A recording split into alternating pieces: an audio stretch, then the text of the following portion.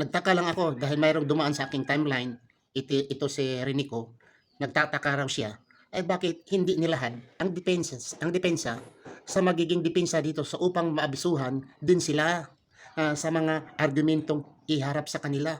Ang bubo talaga. Sabi ko yung pre-trial niyo diyan sa Legislative House, mga bubo kayo. Ha? Bakit? Para bang boxing, papasok tayo ng boxing. At nagtatanong kayo, ano ang una kong isuntok? Kaliwa or kanan? Nagtatanong kayo. Ano ba ang suntok ko, karaniwang gagamitin ko? Uppercut or cross hook? Ha?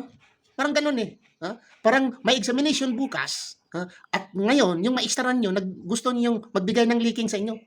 Na ito ang mga tanong bukas. Ito ang examination bukas. Ha? Ito ang tanong bukas. Ito rin ang mga sagot bukas. Ha? Di ba ang kabubuhan ninyo?